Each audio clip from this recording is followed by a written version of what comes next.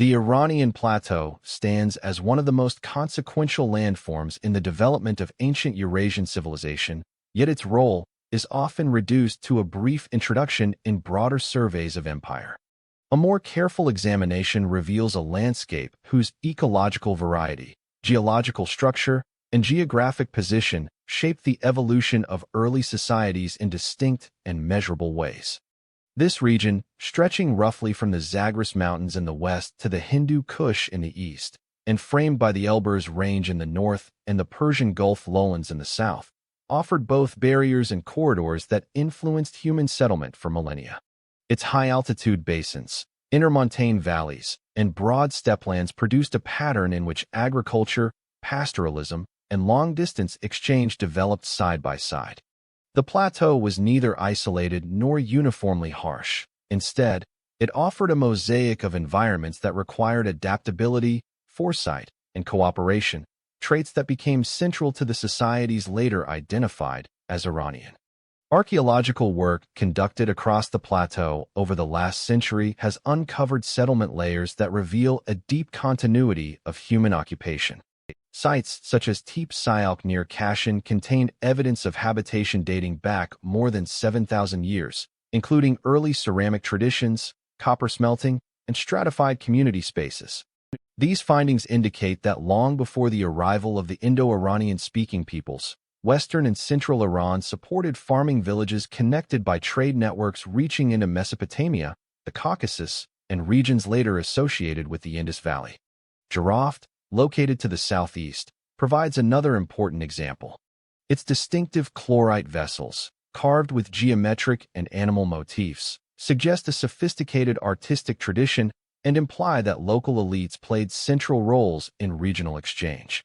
Archaeologists debate the extent of Jaraft's political organization, yet most agree that it demonstrates the presence of complex societies in Iran during the 3rd millennium BCE, predating the great imperial structures that would later dominate the region. The mountain ranges of the Iranian plateau also shaped early social evolution. The Zagros in particular formed a series of natural enclosures, valleys and basins sheltered by steep ridges, that allowed dispersed agricultural communities to flourish. These valleys supported barley, wheat, and pulses. They also provided abundant grazing lands for sheep and goats. The coexistence of farming and herding encouraged seasonal mobility, leading to early forms of transhumance. Over time, this pattern shaped communities skilled in movement, route-making, and risk management. Such skills became foundational later when Iranian-speaking groups arrived with their pastoral traditions. Equally important were the foothill zones where rainfall agriculture was feasible. Here, early farmers constructed storage facilities and, in some cases, irrigation channels that required coordinated labor. Through these activities, they established decision-making structures that would later be mirrored in more complex political formations. Climatic conditions amplified these dynamics. The plateau frequently experienced shifts in precipitation patterns, with wetter phases enabling agricultural expansion and drier intervals favoring pastoral strategies. Communities that adapted successfully to these fluctuations developed flexible social structures, enabling them to shift between settled and mobile patterns as needed. Archaeological evidence of cereal storage, animal corrals, and seasonal campsites shows that such flexibility was already well established in the 4th and 3rd millennia BCE. These patterns would later make the plateau a hospitable environment for Indo-Iranian groups whose economies also relied on herding, horse management, and mobile warfare. The compatibility of economic practices between the early inhabitants and later migrants enabled cultural blending rather than displacement. Trade played a second major role in shaping the region's early development. The Iranian plateau stood between Mesopotamia, Central Asia, the Indus Valley, and the Persian Gulf world. Overland routes traversed the plateau's basins and passes, linking distant economies. Archaeologists have found lapis lazuli traced to mines in Badakhshan, copper from Oman, and shell ornaments from the Gulf and settlements scattered across the plateau. Such discoveries indicate that early Iranian communities were integrated into a wider commercial network by the 3rd millennium BCE. The movement of goods brought technological knowledge and social practices into the region. For instance, metallurgical techniques observed at Tepe-Hisar and Tepe-Sialk reflect influences from the north and west, while pottery styles reveal exchanges with communities in Mesopotamia and the Levant. The plateau's geography also generated protective advantages. Its mountains provided natural fortifications, discouraging large-scale conquest by early Near Eastern powers. Elam in the southwest stood as the primary exception, maintaining enduring contact with Mesopotamia due to its lower elevation and proximity to the plain. Elsewhere, the plateau supported smaller polities that were resilient but rarely unified. The absence of early unification did not represent weakness. Instead, it reflected the ecological diversity that encouraged decentralized settlement patterns. When large-scale political unification finally did occur under the Achaemenids, it required innovative strategies that took these regional differences into account. The geographic conditions that had long fostered local autonomy eventually compelled Persian leaders to embrace a pluralistic administrative model, one tailored to a land of distinct cultural zones. One insight often overlooked is how the plateau's environmental structure shaped social hierarchies and proto-political organization. Communities that controlled access to mountain passes or water sources acquired strategic advantages that increased their regional influence. Over time, this produced a landscape of small-scale chiefdoms organized around resource control. Excavations at Göbekli Tepe reveal evidence of administrative sealing practices in the late 4th millennium BCE, suggesting that redistributive systems, storage oversight, and record-keeping were developing in this region even before the emergence of written language in Iran. These systems imply that early Iranian societies already possessed mechanisms for coordinating labor and managing surplus, conditions that later encouraged the development of state-level governance. Similarly intriguing is the evidence of early fortification. At sites such as Tepe-Nushai-Jan, remains of defensive structures, storage rooms, and religious buildings indicate that by the late 2nd millennium BCE, communities were investing in collective architecture designed to maintain social stability and protect resources. While these structures date closer to the arrival of Iranian-speaking peoples, they reflect a deeper tradition of building in stone and mud brick that earlier communities had pioneered. The skills required for these construction projects, quarrying, labor organization, and engineering, set precedents for the monumental architecture of later Persian capitals. Another important element is water management. Unlike Mesopotamia, which relied on large river systems, the Iranian plateau required localized and innovative approaches to water procurement. Early settlements frequently developed around springs, seasonal streams, or canot-like channels that directed groundwater to cultivated fields. Although the fully developed canot system appears later, the foundational practices of digging access shafts and channeling subsurface water emerged gradually from earlier attempts to cope with arid conditions. These methods required long-term planning, cooperative labor, and sustained maintenance.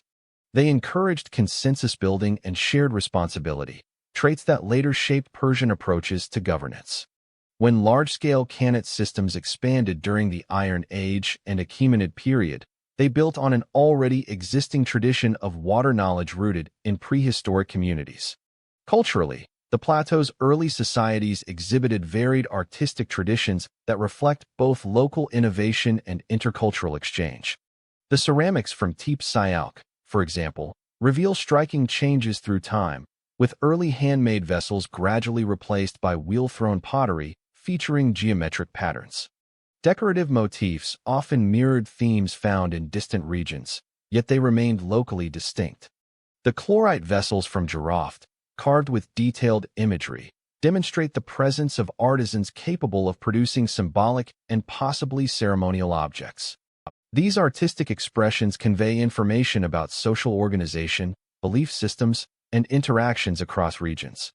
They also show that long before the Persians emerged, Iranian communities had developed unique material cultures that would later influence imperial iconography. The linguistic landscape of early Iran remains more difficult to reconstruct, as written records from the earliest phases are rare. Still, The presence of Elamite inscriptions and administrative texts indicates that complex languages and writing systems were already in use by the 3rd millennium BCE in the southwestern lowlands. Although these languages were not Indo-Iranian, their presence shaped the environment that Iranian-speaking peoples would later enter. When Persians eventually adopted cuneiform for royal inscriptions, they did so in a region already accustomed to written communication. This continuity highlights another important aspect of the plateau's early history, its long-standing engagement with administrative innovation. The plateau's role as a cultural crossroads also contributed to its social complexity. Communities here interacted with peoples in Mesopotamia, the Levant, Central Asia, and South Asia. These interactions introduced new technologies, crops, animal breeds, and ideas. Over the centuries, such exchanges accumulated into a reservoir of knowledge that future empires could draw upon. The presence of distant materials in archaeological contexts, such as lapis lazuli and marine shell, attests to ongoing contact. These interactions were not incidental. They were structured by caravans, seasonal traders, and established routes that predated the later royal roads. Understanding this long history of mobility reveals why the Achaemenid Empire found it relatively easy to integrate new territories into a broader economic sphere. An insight arises from examining how environmental pressures shaped social resilience. Periodic droughts, especially in the late 3rd and early 2nd millennia BCE, forced communities to adjust their agricultural practices or migrate to better-watered zones. Such movements created opportunities for new alliances, cultural blending, and technological diffusion. The archaeological record shows shifts in settlement patterns during these phases, with some sites shrinking and others expanding. Resilient communities learned to diversify subsistence strategies, combining farming, herding, and trading. These adaptive patterns established a cultural framework that Iranian-speaking migrants could integrate into rather than replace. This adaptability later became a defining feature of Persian governance, which consistently employed flexible administrative solutions rather than rigid models. By the time Indo-Iranian migrations reached the plateau, the region had already undergone thousands of years of cultural development. This deep-time context meant that arriving groups encountered established agricultural systems, trade networks, and community structures. Rather than overwhelming these earlier societies, the migrants contributed new cultural elements, such as horse-based mobility and specific ritual practices, while adopting local building techniques, agricultural methods, and administrative models. The result was not cultural displacement, but fusion. This blending of Indo-Iranian traditions with long-established plateau cultures formed the foundation for the later political systems that would characterize Persian rule. Another notable factor is how the plateau's terrain shaped later military organization. Mountain passes required knowledge of geography, supply management, and coordinated movement.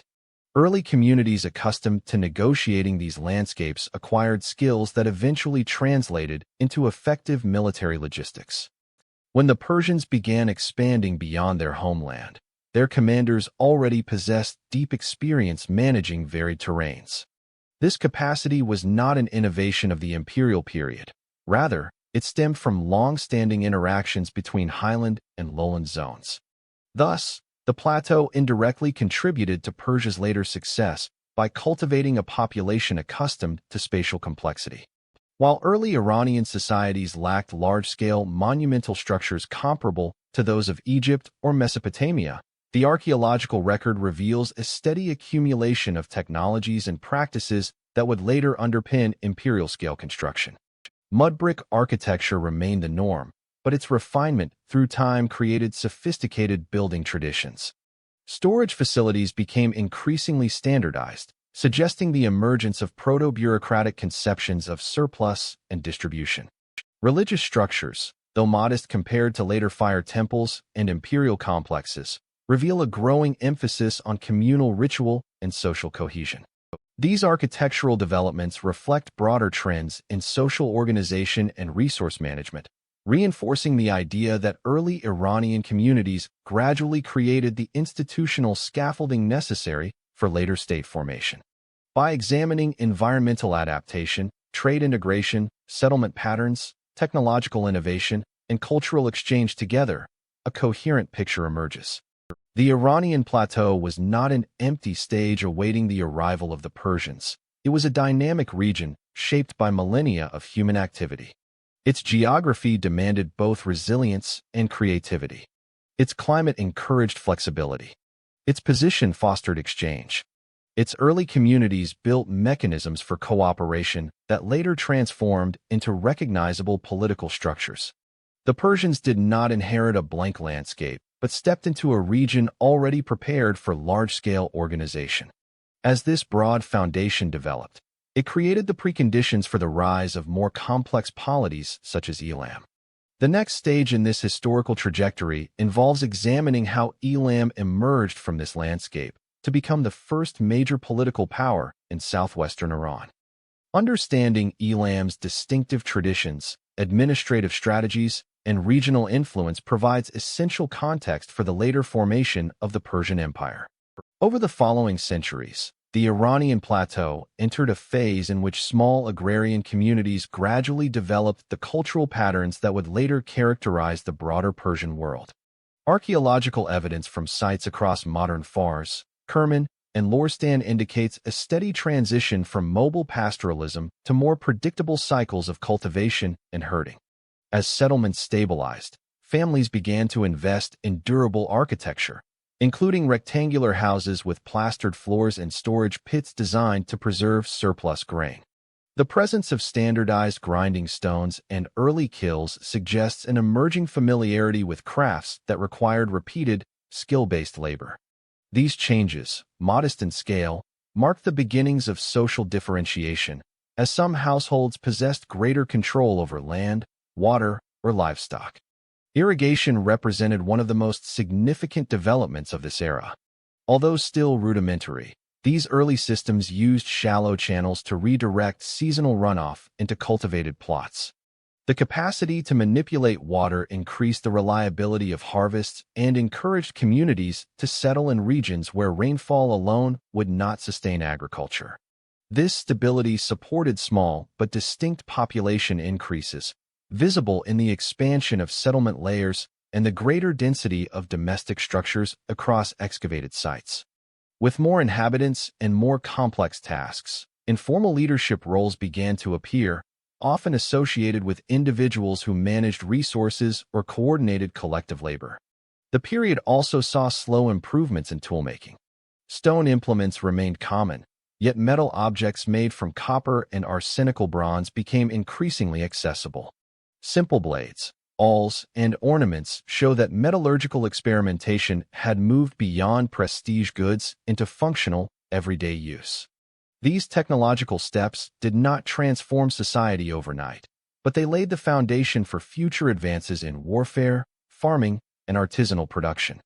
At the same time, the emergence of distinctive pottery styles, geometric motifs, polished surfaces, and standardized vessel shapes points to shared aesthetic norms and regular interaction among different settlements. Trade routes developed gradually as communities exchanged goods not available in their immediate environments. Obsidian from Anatolia, lapis lazuli from Afghanistan, and turquoise from the Iranian interior appear in small quantities in excavations, indicating that even in this early period the plateau was linked to long-distance networks. These exchanges broadened cultural horizons and introduced new materials that further stimulated craft specialization. Over time, certain settlements became regional hubs where itinerant merchants and local producers met, contributing to a more integrated economic landscape. Burial evidence provides additional insight into emerging beliefs and social distinctions. Graves containing simple offerings such as beads, tools, or ceramic vessels suggest that communities held shared ideas about life, death, and remembrance. Variation in burial goods may reflect early markers of status, though far less pronounced than those found in later, more stratified societies. The consistent orientation and arrangement of graves in some regions indicate developing ritual practices that reinforced group identity and continuity across generations. Linguistic origins during this phase remain uncertain, But comparative studies of later Indo-Iranian languages imply that communities on the plateau were beginning to differentiate culturally and linguistically from related groups to the north and east. These early stages of divergence would eventually produce the Old Persian language, though many centuries still separated these formative settlements from the script-bearing states of the first millennium BCE. Even without written records, material culture shows that patterns of cultural cohesion were taking shape, linking dispersed villages through shared practices and mutual economic interests. This era also introduced the earliest signs of tribal organization, a structure that would play a central role in Persian political evolution. Clusters of families bound by kinship began to coordinate seasonal herding, defend territory, and allocate communal resources. Such arrangements were flexible, adapting to environmental pressures, yet they provided the social framework that later leaders would rely on when forming larger political coalitions. Tribal dynamics fostered loyalty, collective decision-making, and systems of negotiation that allowed groups to coexist within shared landscapes without formal state institutions. As communities expanded, environmental adaptations became increasingly important. Climatic fluctuations created periodic challenges, forcing inhabitants to refine their agricultural techniques and diversify the crops they cultivated. Archaeobotanical remains show evidence of barley, wheat, lentils, and domesticated fruits, demonstrating a resilient subsistence strategy that balanced productivity with ecological constraints. Over generations, these practices stabilized food supplies and reduced the vulnerability that earlier, more mobile groups had faced. Slow but consistent population growth encouraged the development of early proto-urban patterns. In some regions, multiple small villages coalesced into extended settlement clusters with defined central spaces used for storage, gatherings, or ritual activities. While these sites did not yet possess the administrative complexity of later Persian capitals, they signaled an increasing tendency toward communal organization and planning. These early centers became focal points for innovation, exchange, and social coordination, shaping the demographic landscape that future states would draw upon. By the end of this formative era, the Iranian plateau had transformed into a mosaic of interconnected communities with established traditions, shared technologies, and increasing social complexity. The foundations of later Persian culture, agricultural stability, craft specialization, regional trade, tribal cooperation, and emerging leadership, were all taking shape. Although these developments unfolded gradually, they prepared the population for the next major transition, the rise of identifiable Iranian-speaking groups who would move from scattered settlements to structured, regionally influential societies. Over the next many centuries, the Iranian plateau entered a stage in which distinct Iranian-speaking groups became identifiable across archaeological, linguistic, and cultural evidence. These groups, often semi-nomadic at first, moved gradually across the Central Asian steppes toward the plateau, bringing with them new forms of social organization, pastoral management, and spiritual traditions. Their arrival did not erase earlier cultures. Instead, these populations interacted with long-established settled communities, blending technologies, agricultural practices, and ritual customs. This slow, layered process produced a cultural landscape that would eventually support the emergence of organized polities recognizable as early Persian and Median societies. Linguistic studies indicate that these groups spoke early forms of Indo-Iranian languages, which likely evolved through centuries of movement and environmental adaptation. The diversification of dialects across the plateau reflects patterns of migration and settlement, with some communities remaining mobile while others adopted increasingly sedentary lifestyles. Material evidence, including characteristic steppe-style ceramics, horse-related artifacts, and distinctive burial mounds, provides archaeological confirmation of their presence. In regions such as Jilin, Kurdistan, and Fars, the integration of incoming groups with established farming settlements created hybrid cultural zones where new practices, particularly related to animal husbandry and metalwork, took root. Pastoralism played a defining role in shaping these societies. Herds of cattle, sheep, and increasingly horses required seasonal movement, creating a rhythm of life that emphasized mobility, cooperation, and flexible leadership. The use of horses, though not unique to these groups, became a major advantage in travel, trade, and defense. Over time, reliance on horses influenced social status, with those capable of breeding and managing larger herds often gaining greater authority. Archaeological discoveries of horse gear, early bits, and mounted weaponry illustrate how equestrian expertise gradually strengthened military capabilities across the plateau. These groups also carried with them a set of spiritual ideas that would later influence broader Persian religious traditions. While the fully developed teachings of Zoroaster had not yet emerged, early Indo-Iranian belief systems centered on natural forces, ritual sacrifice, and the moral significance of truthfulness and order. Fire, water, and the sky held symbolic importance, and communal rituals reinforced social cohesion among dispersed tribal networks. As communities interacted with settled populations, these beliefs adapted, absorbing local myths, ceremonial practices, and artistic motifs.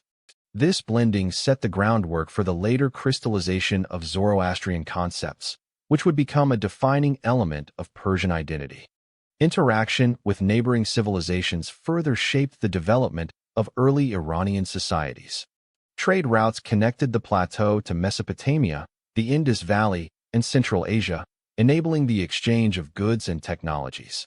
Copper tools, fine ceramics, and early iron objects circulated along these routes, spreading innovations that improved agricultural productivity and craft specialization.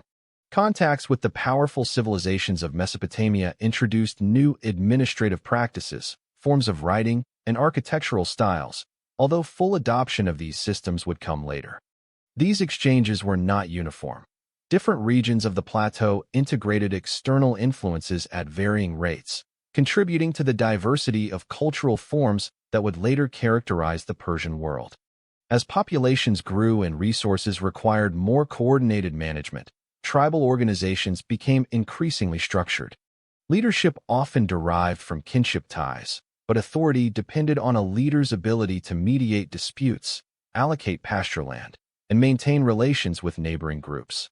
Seasonal gatherings, where multiple clans met for trade and ritual activities, helped consolidate identity and resolve tensions. These assemblies also facilitated the spread of shared languages, legal customs, and political norms. Over time, certain tribes gained prominence due to strategic location, military strength, or control of important trade corridors. Among these, the ancestors of the Medes and Persians began to distinguish themselves as coherent groups within the broader Iranian migration patterns. Environmental pressures also shaped these emerging cultures. Variations in rainfall, temperature, and soil quality required constant adaptation, encouraging communities to diversify subsistence strategies. Some groups settled in foothill zones where both agriculture and herding were possible, while others remained in open steppe regions better suited for livestock. This ecological diversity produced a range of economic systems across the plateau, from mixed farming communities to highly mobile pastoral groups. These different lifestyles coexisted and exchanged goods regularly, strengthening interdependence even in the absence of centralized political structures. Gradually, fortified hilltop settlements appeared across western Iran, signaling growing concerns about security and territorial boundaries. These early defensive constructions served as refuges during conflict and as administrative centers for nearby communities. Although still small in scale, they foreshadowed the later development of powerful regional capitals. Excavations have revealed food storage facilities, workshops, and ritual areas within these sites, indicating an emerging level of organization that surpassed simple village cooperation. These settlements became important nodes of authority, enabling certain leaders to extend influence over surrounding territories.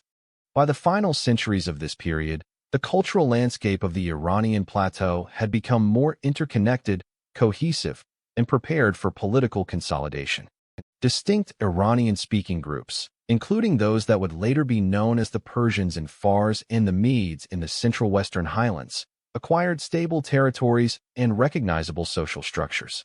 Their interactions with neighboring civilizations enriched their material culture and expanded their economic reach, while internal developments strengthened their identity and organizational capacity. What had begun as a gradual migration and cultural fusion now approached the threshold of state formation, setting the stage for the emergence of the first major Iranian kingdom. This transition would become most evident in the rise of the Medes, whose consolidation of power marked the next major turning point in the evolution of the Persian world. Over the next centuries, the western and northwestern regions of the Iranian plateau entered a period in which scattered tribal groups gradually moved toward more formal systems of governance. Among these groups, the Medes became the first to form a polity large enough to influence neighboring civilizations. Their emergence was neither sudden nor uniform. Instead, it resulted from shifts in settlement patterns, increased interaction with Mesopotamian states, and the gradual consolidation of smaller chiefdoms into federated alliances. Archaeological layers from sites such as Tepe Nushi Jan, Godin Tepe, and other fortified settlements provide evidence of how Median society transitioned from loosely organized tribal structures into organized political centers supported by agricultural surplus and craft specialization. The Medes occupied a strategically important zone between Mesopotamia and the Central Plateau. This geography placed them in regular contact with the Assyrian Empire, whose military campaigns frequently pushed into the Zagros foothills. These encounters influenced Median political development significantly. Tribes that once functioned independently were compelled to cooperate defensively, leading to larger coalition networks.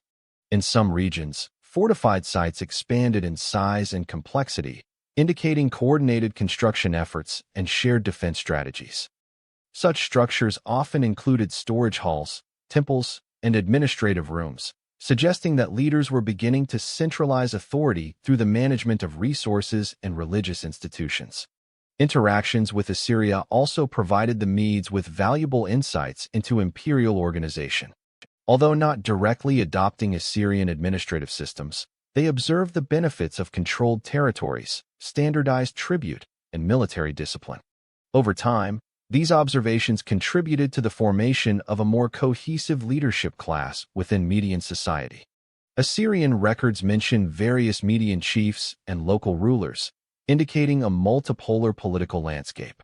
Yet these same records also highlight increasing cooperation among the tribes, especially during periods when Assyria's power was stretched thin by internal challenges or distant campaigns. The rise of a more unified Median leadership is often associated with figures mentioned in later classical sources, particularly Deioces, who is described as establishing a centralized state from a network of loosely connected tribes. While the historical accuracy of these accounts is debated, they reflect an underlying truth that Median identity and political organization were crystallizing. Evidence from fortified settlements points to growing administrative capability, including storage facilities for surplus grain and specialized workshops for pottery and metallurgy. These developments indicate a shift toward a more stable, resource-based economy that could support larger political structures. Religion played a significant role in shaping Median unity. Although details remain limited, ritual areas found within Median sites show organized religious activity linked to fire worship and communal gatherings. Such practices may have contributed to social cohesion by reinforcing shared values and cultural identity across dispersed tribes. Over time, these beliefs influenced later religious traditions, including early forms of Zoroastrian thought. The emphasis on moral order, truthfulness, and the division between constructive and destructive forces would later be central features of Persian ideology, forming part of the cultural foundation inherited from the Medes. Economic integration also strengthened Median society. The expansion of trade routes linking Mesopotamia, Anatolia, and Central Asia created opportunities for exchange in metals, textiles, ceramics, and horses.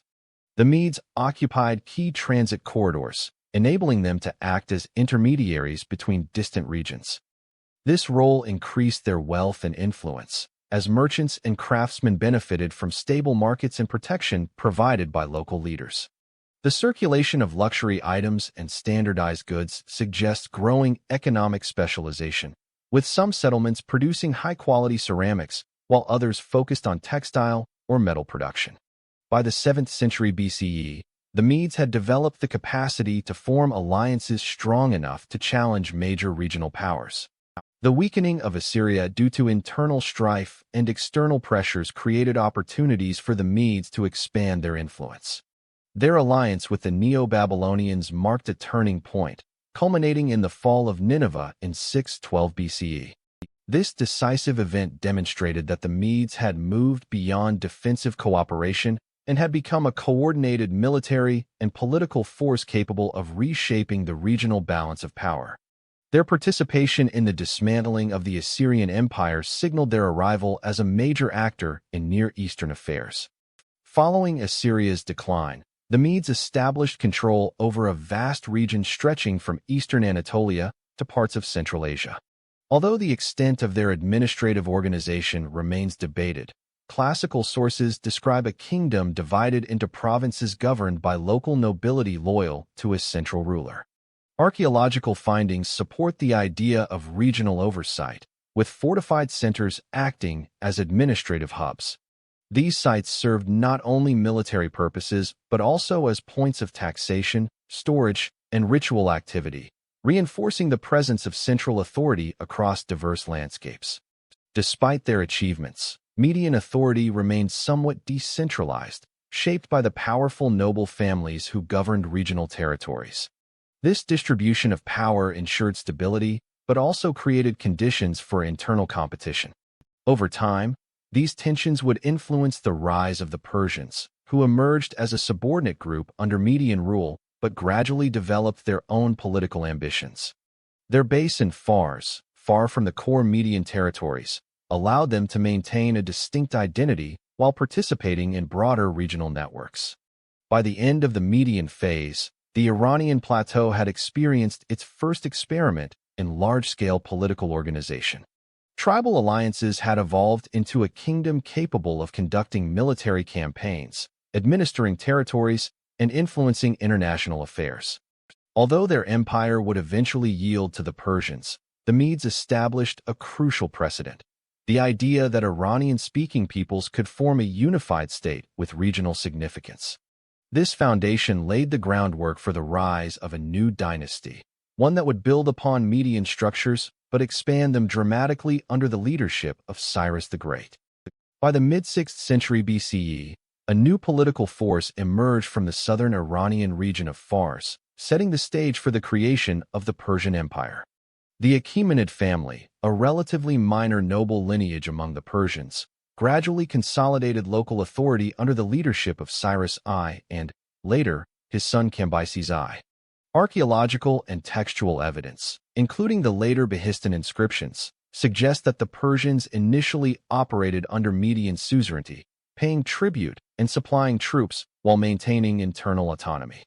This subordinate position allowed the Persians to learn the principles of statecraft, military organization, and administrative control without immediately confronting the full power of the Median Confederation.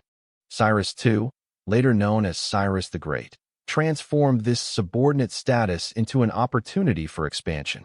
Historical records indicate that he united the Persian tribes into a centralized polity capable of coordinated action. Archaeological surveys in the region of Pasargadae reveal evidence of early fortifications, administrative structures, and residential complexes reflecting emerging central authority.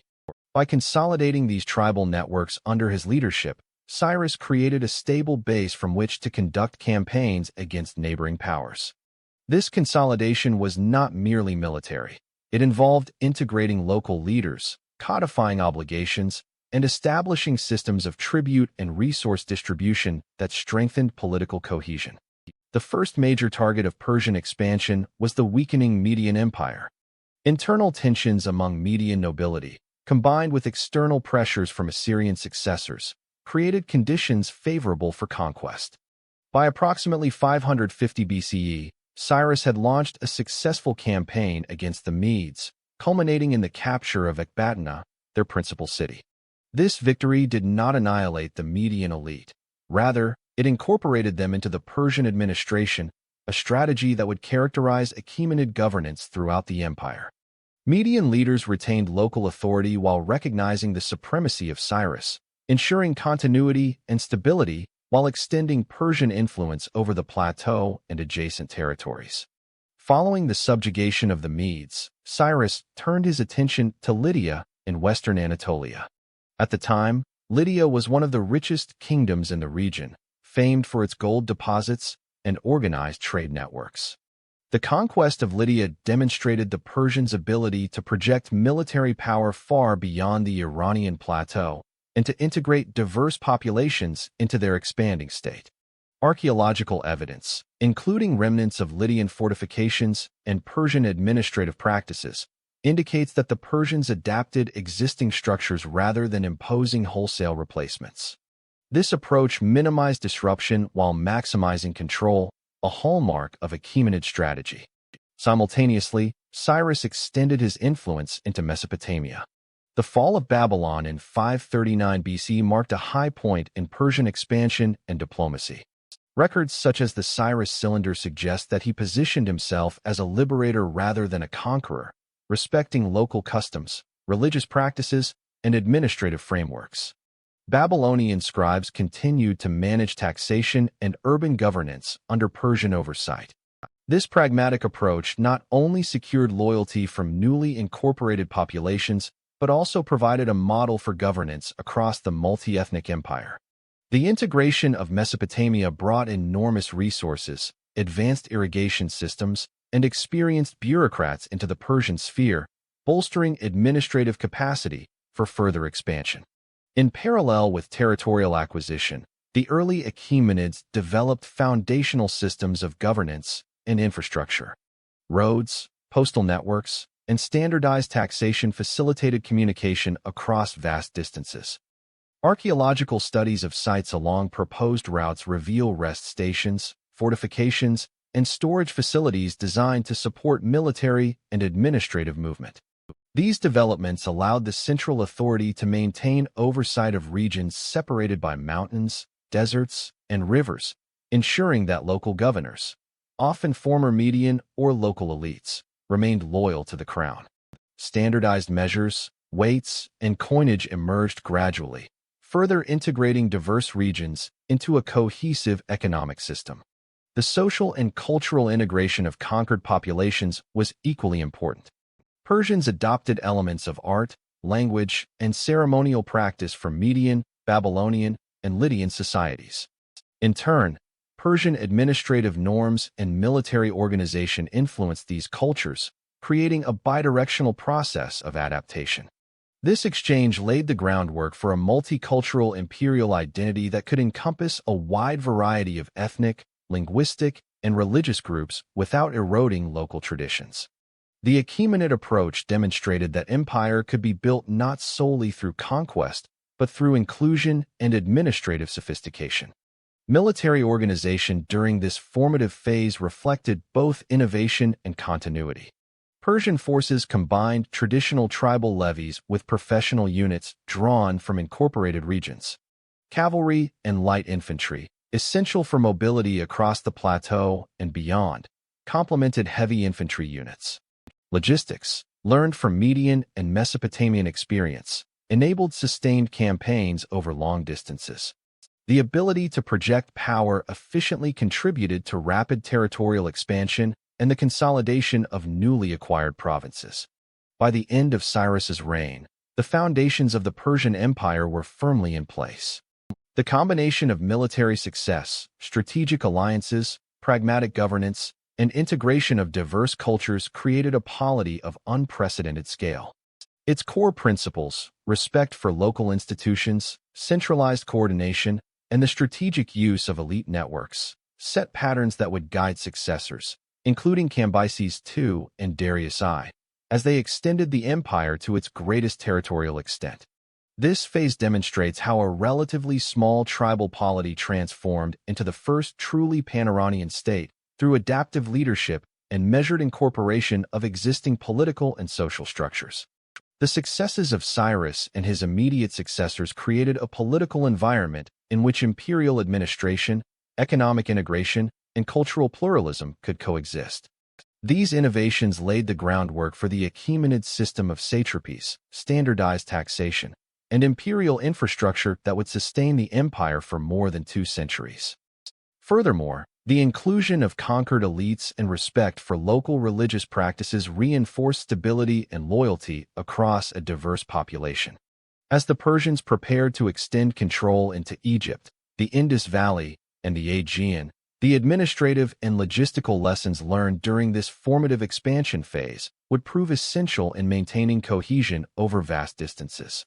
This expansion marked the beginning of the classical Persian Empire, establishing enduring patterns in governance, military organization, and cross-cultural integration that would define the civilization for generations. During the later 6th and early 5th centuries BCE, the Persian Empire encountered both internal consolidation challenges and significant external pressures that would test its military, administrative, and cultural resilience. Xerxes I, who ascended the throne in 486 BCE, faced the dual task of maintaining control over an expansive multi-ethnic empire and addressing ongoing tensions in the western provinces, particularly with the Greek city-states. The empire's policies during this period reflect a continuation of earlier Achaemenid strategies, emphasizing logistical coordination, regional oversight, and strategic integration of diverse populations, while also highlighting the limits and vulnerabilities of imperial governance when stretched across vast distances. The Persian approach to military organization remained highly sophisticated. The empire relied on a combination of professional troops drawn from the imperial corps and levies provided by satrapies. Cavalry, infantry, and archers were deployed according to the topography and operational needs of each campaign, demonstrating remarkable adaptability. This structure allowed the Persians to assemble massive forces for expeditions into regions such as Thrace and Greece. Archaeological evidence from fortifications along the Hellespont and in Anatolia, along with surviving accounts from contemporary Greek sources, indicates that Persian military logistics involved extensive supply networks, river crossings, pontoon bridges, and coordinated engineering efforts to facilitate troop movement. The campaign against Greece, particularly the battles of Thermopylae, Salamis, and Plataea, illustrates both the strengths and limitations of Persian imperial capacity. While the army and navy reflected the empire's organizational prowess and ability to project power over long distances, Greek resistance exploited local knowledge, mobility, and political cohesion that Persian forces found difficult to counter.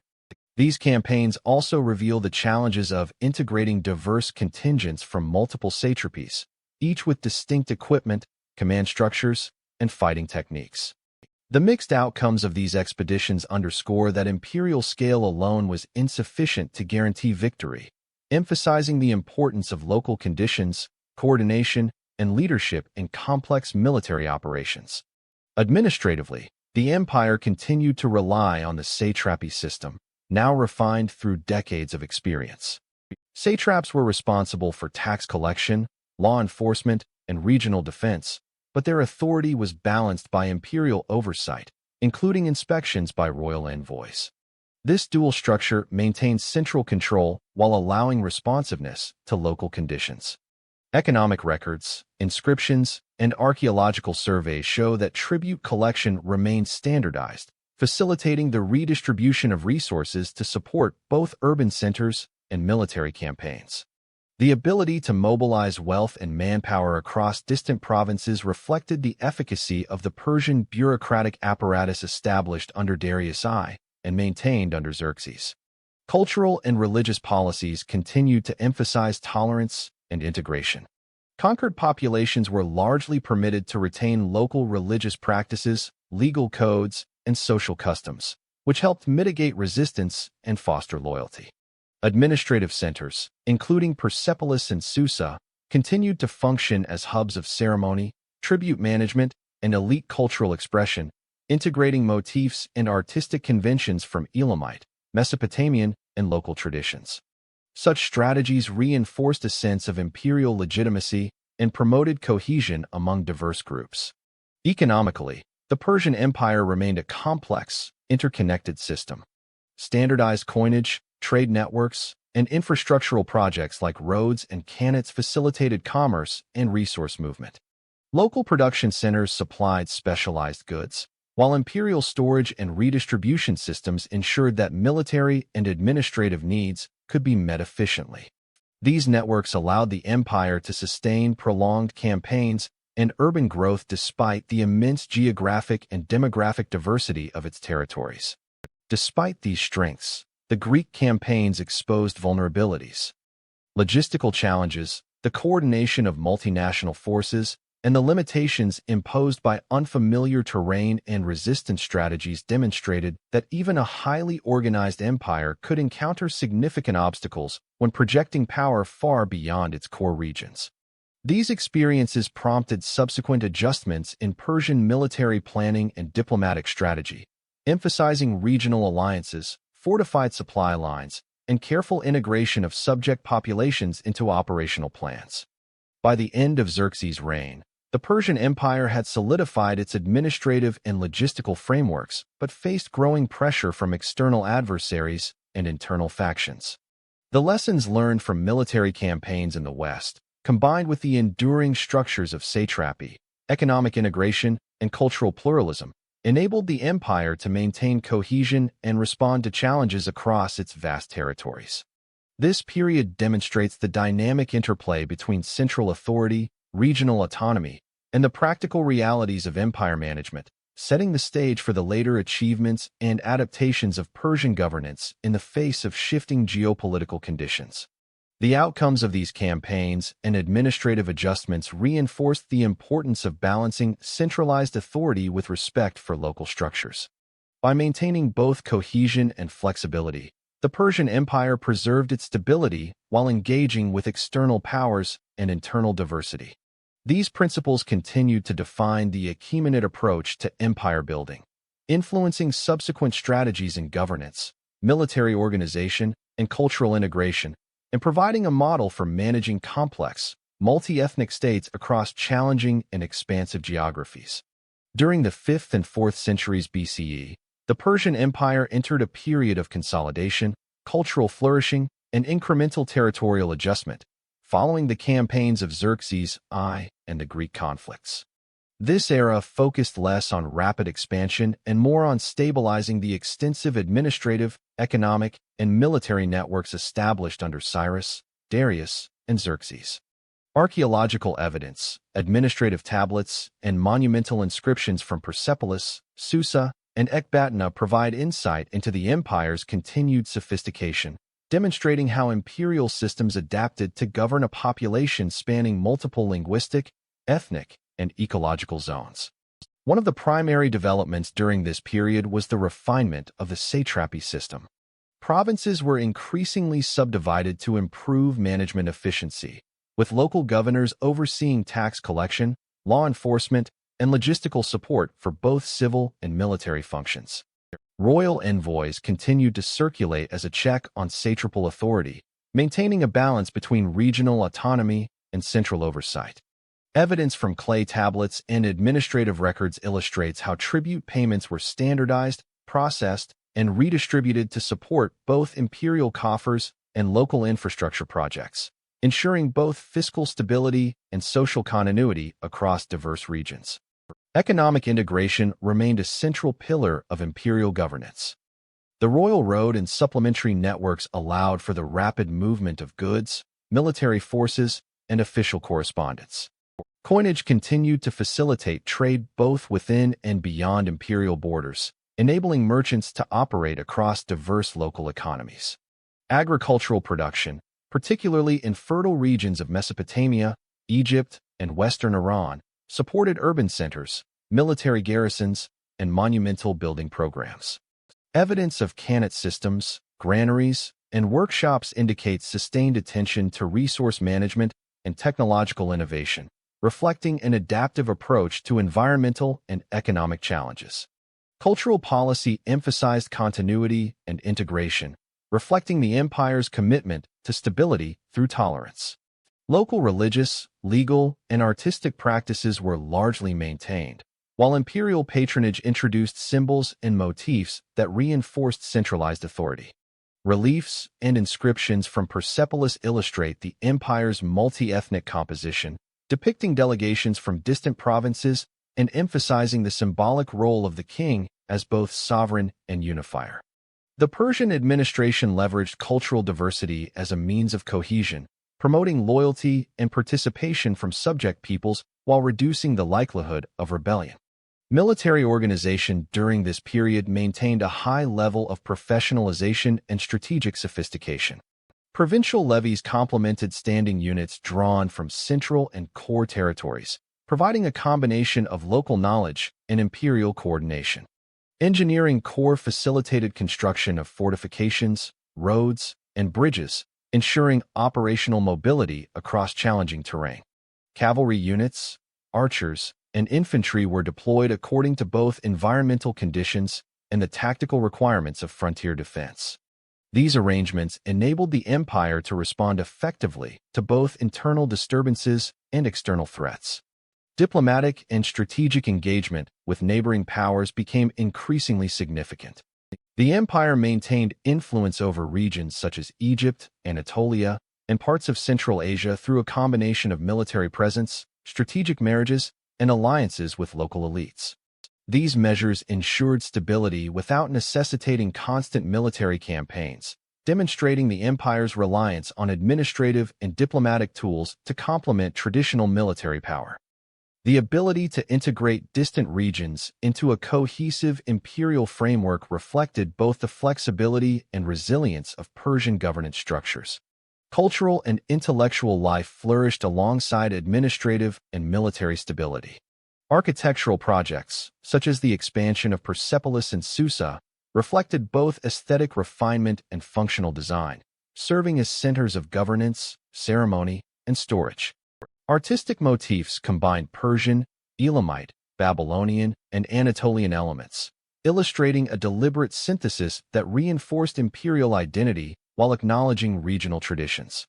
Evidence of scribal training, record-keeping, and archival practices demonstrates the sophisticated bureaucratic culture necessary to support such a vast and heterogeneous polity. Despite these achievements, the empire faced ongoing challenges. Local revolts, frontier pressures, and succession disputes occasionally disrupted governance. The response to such events typically combined targeted military intervention with administrative adjustment, including reassignment of satraps or revision of local obligations. Archaeological traces of rebuilt fortifications and restructured settlements indicate a system capable of learning from and adapting to political and environmental stresses. This adaptability was essential for maintaining long-term cohesion across an empire encompassing vast geographic and cultural diversity.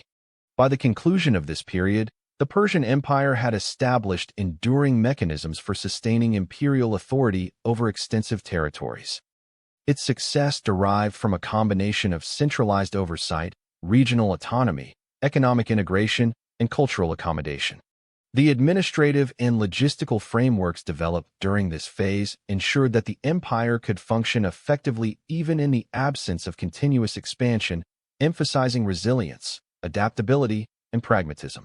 These accomplishments not only stabilized Persian rule during the 5th and 4th centuries BCE, but also laid the groundwork for subsequent encounters with emerging powers, including the Macedonian Empire under Alexander the Great, which would eventually challenge and transform the imperial landscape.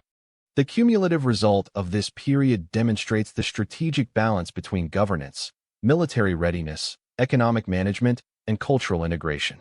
By maintaining cohesion across an extraordinary variety of populations and environments, the Achaemenid Empire created a model for imperial administration that influenced subsequent states. The lessons learned from managing such a diverse and geographically extensive empire informed both Persian policies and later interpretations of effective governance, shaping the historical trajectory of the region and setting the stage for the transformative events that would follow in the 4th century BCE. By the late 4th century BCE, the Persian Empire faced unprecedented external challenges that would ultimately redefine its territorial and political boundaries. The rise of Macedon under Philip II and, subsequently, his son Alexander the Great, introduced a new model of military organization, strategy, and ambition capable of confronting the long-standing Achaemenid dominion. This period represents a critical turning point, in which the administrative, cultural, and military achievements of Persia were tested against an innovative, highly motivated adversary, revealing both the strengths and vulnerabilities of imperial structures built over 2 centuries. Alexander's campaigns, beginning in 334 BCE, systematically targeted the western satrapies, taking advantage of both military innovation and Persian overextension. The battles of Granicus, Issus, and Gaugamela demonstrate the adaptability and skill of the Macedonian army, which employed combined arms tactics, disciplined phalanx formations, and rapid maneuvering to counter numerically superior Persian forces. Archaeological and historical sources indicate that while the Persian army included a diverse array of contingents, cavalry, infantry, archers, and auxiliary troops, coordination across these units was hampered by linguistic, regional, and command differences. The logistical complexity of managing vast, multi-ethnic forces over wide distances exposed limitations in centralized military control.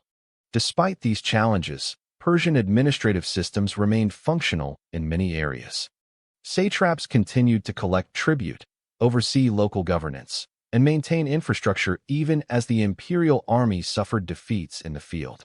Major cities such as Susa and Persepolis retained their bureaucratic functions, preserving records and economic activity.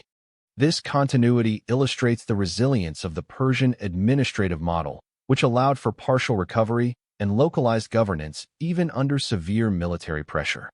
It also underscores the distinction between military conquest and total systemic collapse. While Alexander achieved rapid territorial gains, the underlying administrative framework of Persia continued to function in some regions. The fall of key urban and ceremonial centers, however, marked a decisive turning point. Persepolis, the symbolic heart of the empire, was captured and systematically destroyed in 330 BCE, signaling both material loss and the erosion of centralized authority. Contemporary sources suggest that this act, whether motivated by strategic, political, or retaliatory considerations, had profound symbolic impact. The destruction of palaces, treasuries, and archives disrupted the imperial administration and undermined the cohesion that had been maintained through centuries of centralized oversight. Regional satraps and local elites faced a new reality, forced to negotiate with Alexander or risk obliteration. Culturally, the Persian elite demonstrated both adaptation and resilience.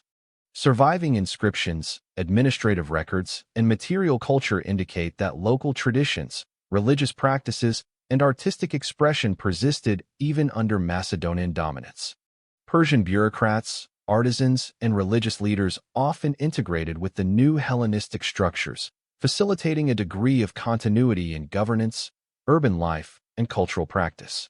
This continuity highlights the depth of Persian administrative and cultural systems, which were sufficiently robust to endure in altered form beyond the fall of centralized rule. Economically, the conquest by Alexander disrupted long-distance trade, taxation, and resource distribution. While Macedonian control eventually incorporated Persian infrastructure into new imperial frameworks, the immediate effect was instability in previously well-regulated networks. Storage facilities, roads, and khanate systems remained in use, but required adaptation under new political authority. These disruptions illustrate the reliance of imperial economies on centralized oversight and the challenge of maintaining integrated networks in the face of rapid regime change. The Persian military, though defeated, contributed lessons to subsequent empires. The integration of multi-ethnic troops, reliance on regional levies, and the use of cavalry and engineering support influenced Hellenistic military structures. Persian approaches to logistics, supply chains, and administrative coordination informed Alexander's strategy and were later adapted in Seleucid governance, demonstrating the lasting influence of Achaemenid organizational expertise despite the empire's political collapse. By the end of this period, the Achaemenid Empire as a political entity had ceased to exist, yet its legacy endured in governance, culture, and infrastructure. The administration of satrapies, respect for local traditions, and sophisticated integration of diverse populations provided a template for Hellenistic rulers and later Persian dynasties. Moreover, the empire's achievements in economic coordination, monumental architecture, and military logistics continued to influence the broader region, demonstrating the enduring impact of a civilization that had managed to unify vast territories under coherent, adaptable systems. The conquest of Persia by Alexander the Great marks both an endpoint and a point of transition. While the Achaemenid political structure dissolved, its administrative, cultural, and technological foundations persisted, informing subsequent imperial endeavors. The capacity of the Persian system to endure symbolically and functionally beyond military defeat underscores the sophistication of its governance and the depth of its societal integration. This period sets the stage for the transformation of Persian identity under Hellenistic rule, eventual resurgence under successor dynasties, and the long-term influence of Achaemenid models on the organization of multi-ethnic empires in the ancient world. Following the fall of the Achaemenid Empire, the territories of Persia entered a complex period of Hellenistic domination under Alexander's successors, most notably the Seleucid dynasty. This era, spanning roughly from 323 BCE to the mid-3rd century BCE, illustrates the challenges of maintaining imperial cohesion across vast, culturally diverse regions while negotiating the interplay between Greek administrative practices and long-standing Persian traditions. Archaeological evidence, numismatic records, and classical accounts illuminate how Persian institutions, cities, and cultural practices persisted and adapted under foreign rule, setting the stage for later reassertion of Iranian political identity. The Seleucid approach to governance involved the transplantation of Greek political, military, and cultural systems onto Persian soil.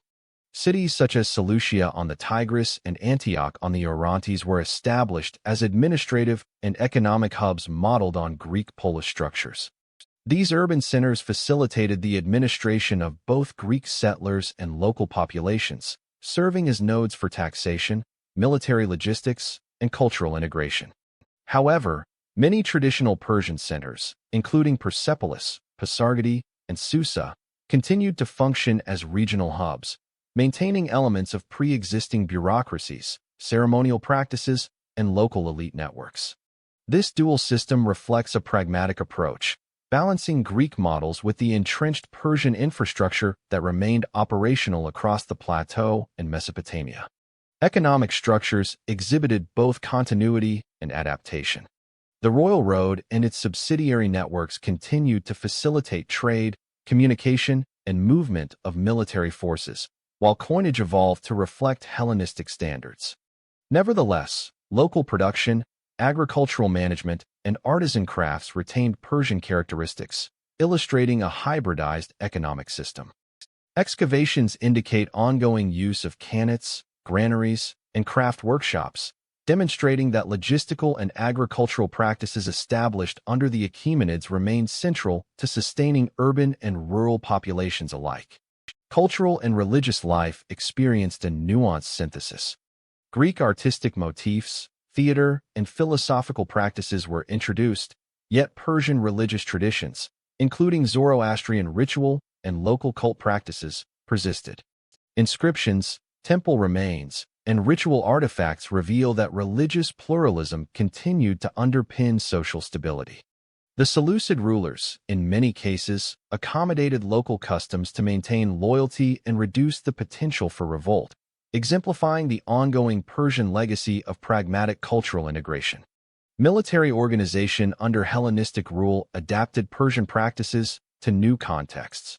The Seleucid army incorporated Greek phalanx formations, combined arms, and Macedonian engineering techniques, while still relying on local levies and cavalry familiar with Persian terrain. These forces defended an empire that remained geographically extensive, illustrating both the challenges of controlling former Achaemenid territories and the utility of integrating local military traditions with imported innovations. The use of fortified cities, regional garrisons, and infrastructure inherited from Achaemenid administration provided a degree of stability, even in a politically fragmented environment. Despite these continuities, the Hellenistic period also saw significant tensions. Revolts and regional autonomy movements emerged as Greek and Persian elites vied for influence. In regions such as Bactria and Parthia, local leaders exploited distance from central authority to consolidate power, eventually establishing independent or semi-independent polities. These developments highlight the structural limitations of empires that relied heavily on centralized authority over culturally and geographically diverse regions, emphasizing the enduring challenge of managing expansive territories. The gradual emergence of Parthian and later Sasanian power reflects the long-term resilience of Persian political and cultural identity. The Seleucid period served as a bridge between Achaemenid centralization and the reassertion of Iranian dynastic rule. Persian administrative practices, military organization, and cultural integration provided a foundation for successor states, illustrating the enduring influence of the Achaemenid model. Numismatic evidence, inscriptions, and urban continuity demonstrate that Persian identity remained salient, even under foreign governance, shaping local and regional structures that would inform subsequent imperial restoration. By the mid-3rd century BCE, the decline of Seleucid authority across the Iranian plateau facilitated the rise of indigenous powers. Local dynasts capitalized on weakened Hellenistic control to reassert autonomy, culminating in the establishment of new Iranian polities that drew upon both Achaemenid precedents and regional innovations developed under Hellenistic influence.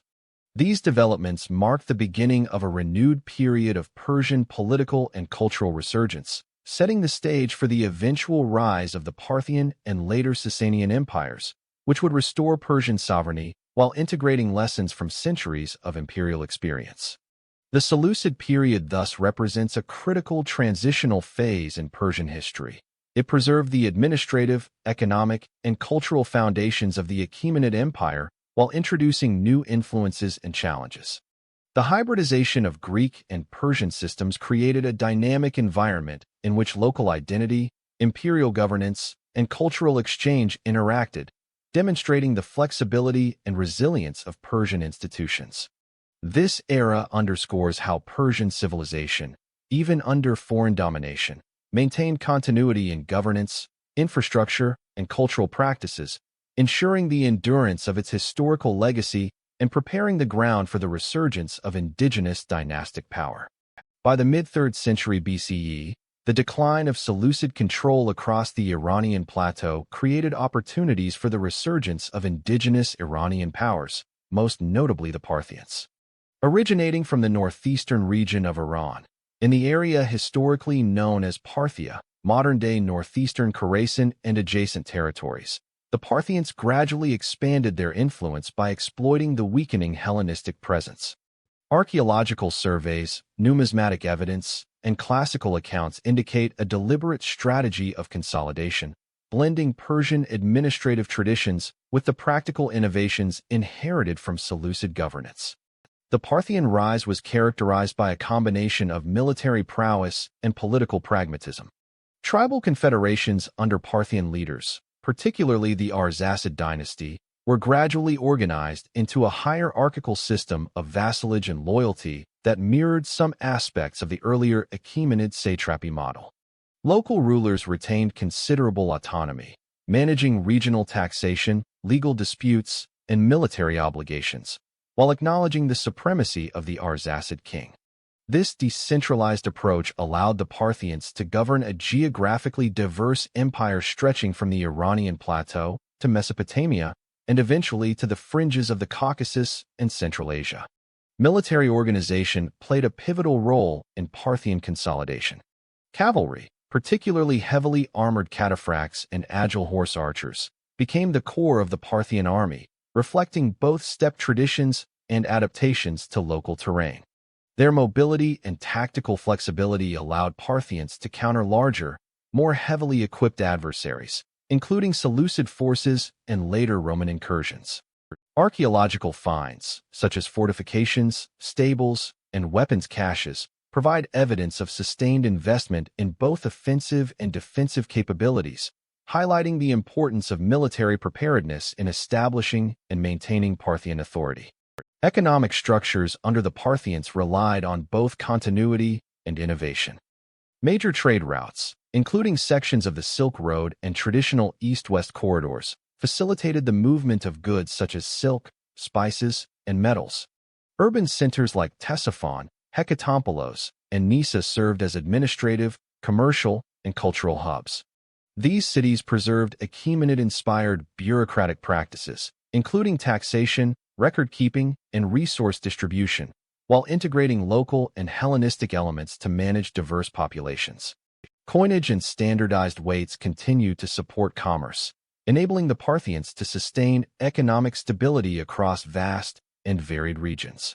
Cultural and religious policies reflected pragmatic inclusivity. The Parthians tolerated Zoroastrian, Hellenistic, and local cult practices, reinforcing legitimacy through accommodation rather than suppression. Royal inscriptions and archaeological evidence indicate that the Arsacid dynasty positioned itself as both inheritors of Persian tradition and facilitators of multi-ethnic cohesion. Artistic motifs, urban planning, and architectural styles blended Persian, Hellenistic, and Central Asian influences, reflecting the dynamic cultural synthesis that characterized Parthian rule. The Parthians also faced persistent challenges, including regional revolts, frontier pressures from nomadic groups, and intermittent conflict with the Roman Empire to the west. Their decentralized governance model, while effective in managing diverse territories, required careful negotiation with local elites and continuous attention to loyalty networks. Military campaigns, both defensive and expansionary, relied on strategic mobility, alliances, and the integration of local troops into broader operational frameworks. By consolidating power in Mesopotamia and across the Iranian plateau, the Parthians revived Iranian sovereignty and laid the foundation for sustained regional dominance. Their ability to integrate inherited administrative structures, adapt to new military and political challenges, and maintain cultural cohesion ensured the durability of their empire over several centuries. The Parthian period thus represents a critical link between the Achaemenid legacy and the eventual rise of the Sasanian dynasty, preserving Persian identity while demonstrating adaptability to changing geopolitical realities. The Parthian resurgence highlights the resilience of Persian political and cultural systems. By balancing local autonomy with central authority, incorporating diverse populations, and sustaining economic and military networks, the Parthians maintained continuity with the imperial traditions established under the Achaemenids while navigating the complexities of post-Hellenistic geopolitics. This period exemplifies the enduring capacity of Persian civilization to reassert itself, ensuring that the foundations of governance, cultural identity, and regional influence persisted into the early Sasanian era, setting the stage for the next phase of Persian imperial history. By the 3rd century CE, the Parthian Empire, despite its resilience, faced internal fragmentation and increasing external pressures, creating conditions for the emergence of the Sasanian dynasty. Originating from the province of Persis, modern Fars, the Sasanians claimed direct descent from the Achaemenid line, emphasizing continuity with the ancient Persian imperial tradition. Under the leadership of Ardashir I, who overthrew the last Parthian king in 224 CE, the Sasanian state embarked on a program of political centralization, military reform, and cultural revitalization that would redefine Iranian sovereignty for the next 4 centuries. Ardashir I and his successors implemented a highly centralized administrative structure, contrasting with the decentralized Parthian model. Provinces were organized under governors directly accountable to the king, and bureaucratic oversight was strengthened through an expanded network of officials responsible for taxation, legal matters, and resource management. Archaeological surveys of early Sasanian capitals, including Ardashir Quora, modern Firuzabad, and later Ctesiphon, reveal administrative buildings, audience halls, and storage complexes that reflect this enhanced bureaucratic sophistication. The centralization of authority allowed the Sasanian state to mobilize resources more efficiently, project military power, and maintain cohesion across a vast and diverse empire. Military reform was a critical component of Sasanian consolidation. The empire relied heavily on heavily armored cavalry, cataphracts, and well-trained infantry, integrating techniques from Parthian, Roman, and steppe warfare traditions. Fortifications along key frontiers, including Mesopotamia, the Caucasus, and eastern Iran, provided defense against external incursions, particularly from Roman and later Byzantine forces. Logistics, supply networks, and fortified garrisons ensured sustained military readiness, enabling the Sasanians to undertake both defensive operations and ambitious expansion campaigns. Economically, the Sasanians strengthened state control over trade, agriculture, and production. Key trade routes, including the Silk Road and Persian Gulf maritime corridors, were actively managed, facilitating commerce in silk, spices, metals, and other high-value goods. Urban centers such as Ctesiphon and Bishapur functioned as administrative, commercial, and cultural hubs, integrating taxation systems, marketplaces, and storage facilities. Agricultural innovation, including irrigation management and canal maintenance, supported population growth and urbanization, sustaining both the economy and the military apparatus.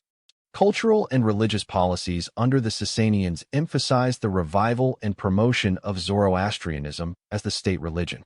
Fire temples, ritual complexes, and inscriptions reinforced the ideological authority of the monarchy, linking political legitimacy to religious orthodoxy. At the same time, the empire maintained a degree of religious tolerance for Christian, Jewish, Buddhist, and other communities, provided they acknowledged Sasanian authority.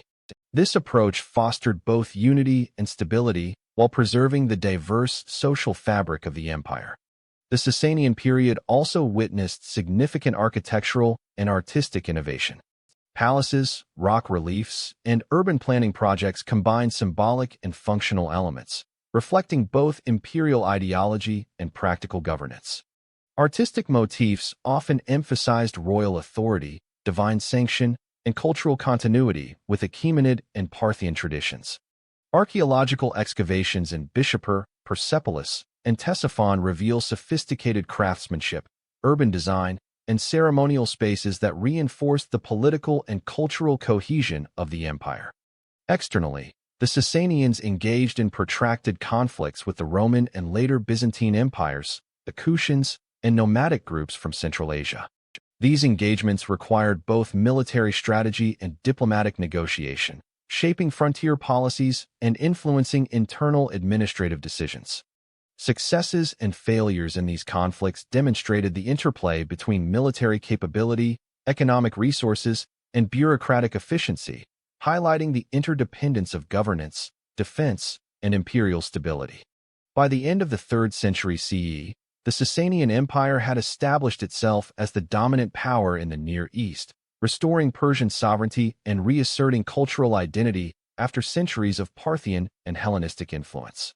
Its centralized administration, militarized infrastructure, economic integration, and ideological cohesion created a durable imperial model that would endure for over 4 centuries, influencing subsequent regional and global history. The Sasanians preserved and expanded upon the administrative and cultural foundations laid by their Achaemenid and Parthian predecessors, demonstrating the resilience and adaptability of Persian civilization. The establishment of the Sasanian Empire thus represents a culmination of centuries of Iranian statecraft. By integrating lessons from Achaemenid centralization, Parthian flexibility, and Hellenistic governance, the Sasanians achieved a balance of military, economic, and cultural power that allowed Persia to flourish as a unified, sovereign civilization. This period solidified enduring patterns of Persian administration, religious authority, and imperial identity, providing a model for governance, cultural synthesis, and resilience that influenced the region well beyond the fall of the Sasanian state in the 7th century CE. Over the next 4 centuries, the Sasanian Empire experienced a period of consolidation, expansion, and cultural flourishing that solidified Persia's position as a dominant power in the Near East. Successive rulers, including Shapur I, Khosrow I, and later monarchs, built upon the foundations established by Ardashir I, refining administrative systems, reinforcing military strength, and promoting economic and cultural development. Archaeological evidence from urban centers such as Ctesiphon, Bishapur, and Persepolis along with numismatic and epigraphic records, provides insight into the structures and practices that sustained one of the most resilient empires of the ancient world. Administrative centralization continued to define the Sasanian state. Provinces were governed by appointed officials accountable to the crown, with clear hierarchies overseeing taxation, justice, and resource management. Royal envoys and inspectors monitored compliance, ensuring loyalty and minimizing regional dissent. Documents and inscriptions indicate a highly organized bureaucracy capable of mobilizing both financial and human resources across the empire's vast territories. This administrative efficiency facilitated the coordination of military campaigns, infrastructure projects, and urban development, underscoring the interdependence of governance, economic management, and territorial control. The Sasanian military was a key instrument in both defense and imperial projection. Heavy cavalry, particularly cataphracts, combined with infantry and archers to create a highly mobile and adaptable force. Fortifications along key frontiers, including the Tigris-Euphrates region, the Caucasus, and the eastern provinces, allowed the empire to respond effectively to invasions, raids, and internal unrest. Archaeological surveys of frontier fortresses reveal strategic placement, engineering sophistication, and logistical support systems, highlighting the empire's capacity to sustain extended military operations. Additionally, diplomacy and alliances with neighboring states were employed to manage threats without overextending military resources, demonstrating a balanced approach to security. Economically, the Sasanian Empire thrived through trade, agriculture, and industrial production. The Silk Road and Persian Gulf maritime routes facilitated the movement of goods between East and West, linking Persia to Central Asia, India, and the Mediterranean. Standardized coinage and weights enabled efficient commercial exchange, while urban centers functioned as hubs of production, administration, and distribution. Irrigation networks, qanats, and granaries ensured agricultural productivity, supporting population growth, urbanization, and the logistical needs of the military. These systems reflect a sophisticated integration of economic planning and resource management essential for sustaining long-term imperial stability. Cultural and religious life was deeply intertwined with the state. Zoroastrianism served as the official religion, reinforcing royal authority and social cohesion through the construction of fire temples, ritual complexes, and the codification of religious practices. At the same time, the empire accommodated diverse communities, including Christians, Jews, Buddhists, and local cults, allowing cultural plurality to coexist with centralized control. Artistic and architectural projects combined Persian, Parthian, and local motifs, producing a distinctive Sasanian aesthetic evident in rock reliefs, palaces, and ceremonial complexes. These efforts strengthened imperial identity while respecting regional traditions, fostering loyalty and stability. The Sasanian Empire also engaged in sustained conflict with the Roman and later Byzantine empires, shaping both military strategy and political administration. Protracted wars along the western frontier required coordinated military campaigns, fortified defenses, and careful diplomatic engagement. Successes and setbacks in these conflicts reinforced the importance of centralized planning, resource mobilization, and strategic intelligence, demonstrating the interconnectedness of military, economic, and administrative systems. These experiences contributed to the development of enduring Sasanian models for frontier management, governance, and military logistics. Despite periods of internal revolt, succession disputes, and regional autonomy, the Sasanian Empire maintained cohesion through a combination of centralized authority, administrative oversight, and cultural integration. Archaeological evidence of urban rebuilding, fortification repair, and renewed ceremonial construction after internal disturbances highlights the adaptability and resilience of imperial structures. The state's ability to recover from crises ensured continuity of governance, economic productivity, and military readiness over centuries. By the 7th century CE, the Sasanian Empire had reached the zenith of its administrative, cultural, and military sophistication.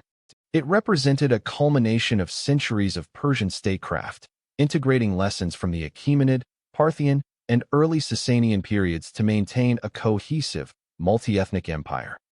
The institutions, infrastructure, and cultural traditions developed during this era laid the groundwork for both the empire's long-term influence and the challenges it would face from emerging powers, particularly the rapid expansion of Arab Muslim forces in the 7th century. The legacy of the Sasanian period demonstrates the durability and adaptability of Persian civilization. Through centralized governance, military innovation, economic integration, and cultural pluralism, the empire sustained itself over centuries, influencing neighboring regions and successive dynasties. These accomplishments underscore the capacity of Persian institutions to endure, evolve, and shape historical trajectories well beyond the lifespan of individual rulers, solidifying Persia's position as a central actor in the political, cultural, and economic history of the ancient Near East. By the early 7th century CE, the Sasanian Empire faced a combination of internal instability and unprecedented external pressure that would culminate in the empire's dramatic transformation. Decades of dynastic succession disputes, provincial unrest, and economic strain had weakened central authority, creating vulnerabilities along key frontiers. Simultaneously, the rapid expansion of Arab Muslim forces following the rise of Islam in the Arabian Peninsula introduced a new geopolitical dynamic that challenged the very foundations of Sasanian governance, military organization, and cultural hegemony. Internally, succession crises and court intrigues destabilized central authority. Frequent changes in leadership undermined the continuity of administrative and military policies, leaving provincial governors and local elites with increased autonomy and occasionally conflicting loyalties. Archaeological and textual evidence indicates that taxation systems, urban provisioning, and frontier garrisons were increasingly strained, reflecting the cumulative pressures on imperial infrastructure. These internal challenges reduced the empire's capacity to mobilize resources effectively in response to external threats, revealing the fragility inherent in even highly sophisticated bureaucratic systems when faced with prolonged instability. The Arab Muslim conquest beginning in the 630s CE exploited these vulnerabilities. Coordinated military campaigns combined strategic mobility, rapid communication, and ideological motivation, challenging the Sasanian military, which, despite its historically formidable cavalry and well-fortified frontier cities, struggled to adapt to the speed and cohesion of the invading forces. Key battles, such as Qadisiyah and Nihawand, resulted in decisive defeats, demonstrating the limits of traditional Sasanian military strategies when confronted with highly motivated, flexible, and rapidly maneuvering opponents. The loss of these engagements eroded both territorial control and imperial legitimacy. Despite military setbacks, Sasanian administrative and cultural structures displayed resilience. Urban centers continued to function as economic, religious, and bureaucratic hubs even under pressure, maintaining trade, record-keeping, and local governance to some extent. Fire temples, palaces, and infrastructure projects remained operational, indicating that the core institutions of Sasanian society were not immediately obliterated by external conquest. This resilience underscores the depth of Persian institutional development and its capacity to sustain social and economic functions even during periods of existential crisis. Economic systems, while severely disrupted by warfare and territorial loss, retained elements of continuity. Trade routes, particularly those linking Mesopotamia, the Iranian plateau, and Central Asia, were initially maintained under local oversight, allowing the movement of goods, currency, and provisions to continue in fragmented form. Agricultural production, dependent on qanats and irrigation networks, persisted in many regions, demonstrating the durability of Sasanian technological and logistical innovations. These systems provided a foundation for social continuity, even as imperial authority collapsed. Cultural and religious traditions also endured beyond political defeat. Zoroastrianism, although challenged by new Islamic governance, persisted in local communities, while Persian language, art, and administrative practices influenced the emerging structures of post-Sasanian society. Archaeological evidence, including inscriptions, manuscripts, and material culture, indicates that Persian identity and institutional memory survived the transition, shaping the administration, urban organization, and social norms of the succeeding Islamic empires. The final fall of Ctesiphon in 637 CE marked the effective end of centralized Sasanian rule, but the empire's legacy continued to influence the region for centuries. The administrative models, economic integration, military organization, and cultural practices developed over more than 4 centuries were absorbed, adapted, and transformed by the new rulers. Successor states and regional powers in Iran retained aspects of Sasanian governance, urban planning, and legal frameworks, ensuring that Persian civilization persisted in evolving forms. The collapse of the Sasanian Empire thus represents both an endpoint and a point of transition in Persian history. It demonstrates the interplay of internal vulnerability, external pressure, and the resilience of institutional structures. While political sovereignty ended, the social, economic, and cultural foundations established over centuries endured, enabling the survival and adaptation of Persian identity within a new imperial context. This period set the stage for the continuation of Persian influence under Islamic rule and highlighted the long-term durability of the administrative, military, and cultural achievements of the Persian imperial tradition. The enduring legacy of the Persian Empire, spanning from the Achaemenid period through the Sasanian era, extends far beyond the collapse of centralized political authority. Over more than a millennium, Persian civilization demonstrated remarkable adaptability, preserving administrative sophistication, cultural identity, and economic integration despite invasions, dynastic changes, and foreign domination. Its influence shaped not only subsequent Iranian dynasties, but also the broader development of governance, culture, and infrastructure across the Near East and Central Asia.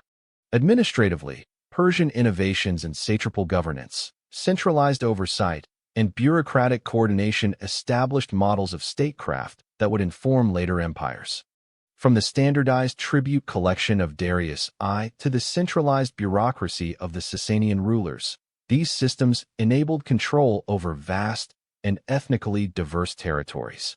Even after the fall of the Sasanian state, local administrators, urban elites, and economic networks retained organizational frameworks derived from these imperial structures.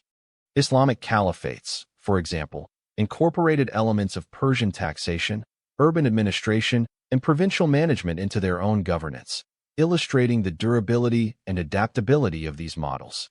Cultural influence was equally profound. Persian art, architecture, and ceremonial practices persisted across successive regimes, blending with Hellenistic, Parthian, and Islamic forms to produce enduring traditions. Rock reliefs, palatial architecture, coinage, and inscriptions provide tangible evidence of aesthetic and symbolic continuity. Zoroastrian religious principles, while no longer state-mandated after the 7th century CE, continued to shape societal values, legal customs, and cultural memory, contributing to a distinct Persian identity that persisted through centuries of change. Economically, the Persian Empire established networks that linked regions from the Indus Valley to the Mediterranean, facilitating trade, communication, and technological exchange. Roads, qanats, and urban infrastructure supported commerce, population centers, and military logistics, creating an integrated economic system capable of sustaining imperial and local needs. These innovations provided a template for subsequent polities, influencing trade organization, resource management, and urban planning across the Near East and Central Asia well into the medieval period.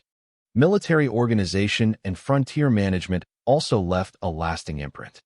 The combination of highly mobile cavalry, fortified garrisons, and integrated local forces developed under the Achaemenids and refined by the Parthians and Sasanians demonstrated principles of strategic flexibility and regional adaptation. These approaches informed both contemporary adversaries and successor states, providing lessons in logistics, recruitment, and defensive planning that endured beyond the Persian imperial period. Perhaps most significantly, the Persian Empire's approach to cultural pluralism and governance of multi-ethnic populations set enduring precedents. By integrating local elites, respecting religious diversity, and maintaining legal and administrative continuity, the empire fostered stability across a diverse landscape. This model of pragmatic tolerance allowed Persian institutions to endure in various forms even after political conquest, illustrating a sophisticated understanding of cohesion and legitimacy that transcended mere military dominance. In summation, the Persian Empire's legacy is characterized by the continuity and adaptability of its administrative, cultural, economic, and military institutions. Over more than a millennium, these systems not only enabled sustained imperial rule, but also influenced neighboring civilizations and successor states. The Persian experience demonstrates the capacity of a civilization to maintain identity, governance, and societal cohesion across vast territories and historical upheavals. Its enduring contributions to statecraft, cultural synthesis, economic integration, and strategic organization continue to provide insight into the foundations of complex imperial systems and the resilience of human societies over extended historical trajectories. This historical arc, from the rise of Cyrus the Great to the transformation under Arab Muslim rule, illustrates a civilization capable of both innovation and adaptation, leaving a legacy that persisted long after the fall of its political structures. The Persian Empire, through its administrative genius, cultural richness, and strategic foresight, established principles that shaped the political, economic, and cultural evolution of the Near East and beyond, marking it as one of history's most influential and enduring civilizations. This completes the chronological and evidence-based exploration of the Persian Empire from its Achaemenid origins to its enduring legacy after the Sasanian period. Across more than a millennium, the empire evolved through multiple phases: expansion, consolidation, cultural synthesis, military innovation, and adaptation to external pressures, demonstrating a consistent ability to govern diverse populations across vast territories. Each stage of Persian history contributed foundational principles in administration, economy, military organization, and cultural integration that not only sustained the empire during its existence, but also influenced successor states and neighboring civilizations for centuries. The Persian experience underscores the significance of pragmatic governance, strategic flexibility, and cultural pluralism in sustaining complex, multi-ethnic empires. From Cyrus's innovative policies of tolerance and centralized oversight to Darius's administrative reforms, the Parthians' decentralization balanced with loyalty networks, and the Sasanians' revival of centralized authority and institutional rigor, Persian statecraft illustrates a long-term vision for managing diversity, resources, and military power. This legacy persisted even through political collapse, influencing Islamic governance structures, regional economies, and cultural practices well beyond the 7th century CE. Economically, Persia pioneered integrated trade networks, standardized currency systems, and urban infrastructure, linking regions from Central Asia to the Mediterranean. Militarily, its combination of mobile cavalry, specialized infantry, and strategic fortifications set enduring patterns for defense and expeditionary operations. Culturally, the empire maintained a pluralistic approach that balanced imperial cohesion with respect for local traditions, ensuring both stability and continuity across centuries. Even when political sovereignty ended, Persian identity, administrative practices, and technological innovations endured, demonstrating the resilience and adaptability of its civilization. Ultimately, the Persian Empire exemplifies the interplay between central authority and regional autonomy, military capability and economic infrastructure, cultural integration and local diversity. Its history reveals not only the achievements of successive dynasties, but also the enduring principles that allowed Persian civilization to shape the political, economic, and cultural evolution of the Near East and Central Asia.